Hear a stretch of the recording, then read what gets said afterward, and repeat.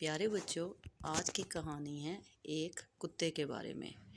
ایک کتا جو کہ بہت لالچی تھا۔ ایک دن وہ گاؤں میں کھانے کی تلاش میں ادھر ادھر گھوم رہا تھا کہ اسے ایک مچھلی کی دکان نظر آئی۔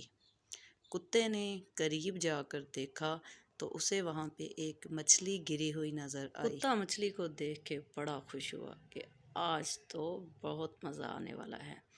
کتے نے مچھلی کو پکڑا، اپنے منہ میں دبوچا اور وہاں سے گاؤں کا رخ کر دیا۔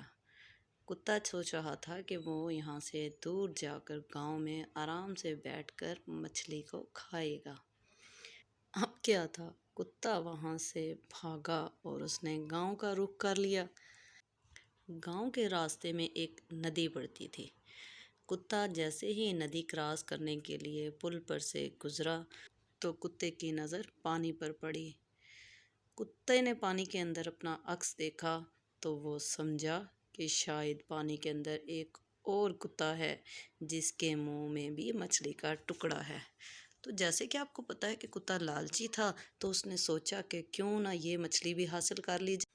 یہ سوچ کر کتے نے اپنا منہ کھولا اور اس کے منہ سے جو اپنی مچھلی تھی وہ بھی ندی میں گر گئی اور بیچارہ کتا اپنی مچھلی سے بھی ہاتھ دھو بیٹھا اور اسے بھوکا ہی گاؤں واپس جانا پڑا۔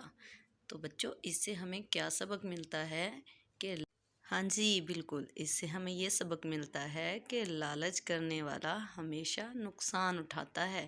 اس لیے ہمیں کبھی بھی لالچ نہیں کرنا چاہیے بلکہ جو مل جائے اسی میں خوش ہونا چاہیے۔